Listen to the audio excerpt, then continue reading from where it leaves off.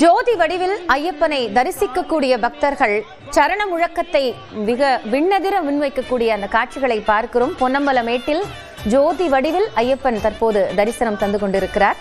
Sir, இப்போ அந்த கோவிலுக்கு நேர் எதிரில் கிழக்கு பக்கத்துல மகர நட்சத்திரம் ஒளிவிட்ட உடனேயே இந்த பொன்னம்பலமேட்டில் அந்த ஜோதியினுடைய சுடர் தெரிந்ததை பார்க்க முடிந்தது.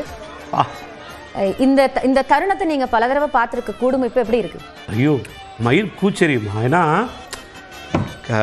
எத்தனையோ பேரோட நம்பிக்கை வாழ்க்கையில் நிறைய பேர் எவ்வளோ துயர்கள் அவர் வாழ்க்கையில், எவ்வளோ கஷ்டங்கள், எவ்வளோ பேர் கடன் வாங்கி சபரிமலை போவாங்க தெரியுமா. அந்த ஐயப்பனை பார்க்குறதுக்கு இப்பேற்பட்ட ஒரு சாநித்தியம், இப்பேற்பட்ட ஒரு மகோன்னதம், எத்தனை பேர் நம்பிக்கை. இந்த கடவுள் நீ யோசிப்பேன், தனியாக வாழ்க்கையில் ஒரு ரூமில் நம்ம உட்காண்டிருக்கும் போதே 1 ஹவருக்கு மேலே நம்மளால் இருக்க முடியாது. தனிமைன்றது வாட்டும். ஏன்னா அந்த குழந்தை காட்டிலேயே இருந்துட்டு தனக்குன்னு ஒரு இடத்த உக்காத்தி வச்சுட்டு இவ்வளோ பக்தர்களை இழுக்கிறார் பாருங்கள். அது எவ்வளோ பெரிய பாக்கியம் வாழ்க்கையில், எவ்வளோ பேர் கிடைக்கும். இது என்னென்னா, எனக்கு இந்த பக்தி இன்னும் நிறைய ஓங்கணும். ஏன்னா பக்தி நிறைய வன்முறை குறையுமா, உலகம் அமைதியாக இருக்கும். மகாத்மா காந்தி சொன்ன மாதிரி எங்கே நமக்கு ரொம்ப இந்த அகிம்சை எப்போ வளரும்னா, பக்தி மேலோங்க மேலோங்க ஆட்டோமேட்டிக்காக மனிதனுக்குள்ளே இருக்கிற மிருகம் இருக்குது பாருங்கள், அது ஆட்டோமேட்டிக்காக வெளியே வரும். அது மாதிரி இந்த மாதிரி வைபவங்கள்லாம் தொடர்ந்து நடக்கணும். இந்த வருஷம் புது வருஷம் பிறந்து நம்முடைய ஃபஸ்ட்டு ஃபெஸ்டிவல் இது தான்.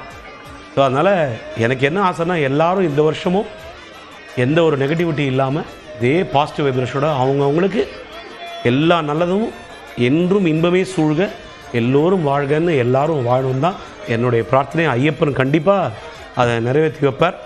சத்தியமான நம்பிக்கையோடு ஐயப்பனை நம் தொழுதால் நிச்சயமாக நம்மளை எந்த நேரமும் கைவிட மாட்டான் என்பதுதான் அந்த தத்துவமசியோட ஒரு மிகப்பெரிய ஒரு வாசகமே அதுதான். தத்துவமசின்னா அதுதான் அர்த்தம். என்னை சரணாகதி அடை, உன்னை நான் பார்த்து கொள்கிறேன். இந்த பிலீஃபோடு நம்ம என்றைக்கு கால் வைக்கிறோமோ வாழ்க்கையில், நமக்கு என்றைக்குமே சக்ஸஸ் தான் லைஃப். அதில் கொஞ்சம் கூட எள்ளளவு சந்தேகமே கிடையாது.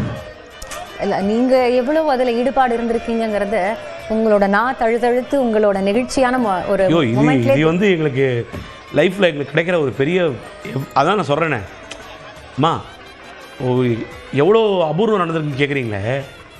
மாலை போடாத போது ஒரு கச்சேரி பண்ணுவோம், ஒரு 2.5 மணி நேரம், மறுநாள் தொண்டையே திறக்க முடியாது. ஆனால் இந்த சீசனில் பார்த்தீங்கன்னா மாலை போட்டுன்னு டெய்லி பாடுவோம். எங்கேருந்து அந்த குரல் எங்களுக்கு ஒத்துழைன்னு எனக்கு தெரியாது. இப்போ இது மகர ஜோதியை வச்சு மீண்டும் நம்ம பள்ளிக்கட்டுடைய இந்த நிகழ்ச்சியை நிறைவு செய்யும். இருமுடிதாங்கி ஒரு மனதாகி குருவெனவே வந்தோ, இருவினை தீர்க்கும் அந்த யமனையும் வெல்லும் உன் திருவடியை காண வந்தோம். பள்ளிக்கட்டு சபரிமலைக்கு கல்லும் முள்ளும் காலுக்கு மெத்தை சுவாமியே ஐயப்போ, சுவாமி சரணம் ஐயப்ப சரணம். பள்ளிக்கட்டு சபரிமலைக்கு கல்லும் முள்ளும் காலுக்கு மெத்தை சுவாமியே ஐயப்போ, ஐயப்போ சுவாமியே. நெய் அபிஷேகம் சுவாமிக்கே, கற்பூர தீபம் சுவாமிக்கே, பாலபிஷேகம் சுவாமிக்கே, மலரபிஷேகம் சுவாமிக்கே. ஐயப்பன் மார்களும் கூறிக்கொண்டு ஐயனை நாடி சென்றிருவார், மகர ஜோதியாய் தெரிந்திடுவார் சுவாமியே ஐயப்போ, ஐயப்போ சுவாமியே. ஜோதி தெரியுது, மகர ஜோதி தெரியுது, மணிகண்ட சுவாமியின் மகர ஜோதி தெரியுது.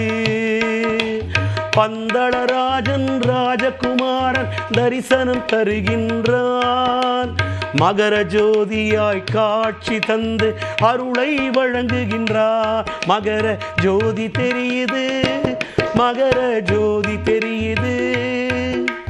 ஹரிகர சுதனின் ஐயப்பன் மகர ஜோதி தெரிகிறது, மகர ஜோதி தெரிகிறது. சரணம் சரணம் ஐயப்பா சுவாமி, சரணம் ஐயப்பா, சரணம் சரணம் ஐயப்பா சுவாமி, சரணம் ஐயப்பா. சுவாமியே சரணம் ஐயப்பா.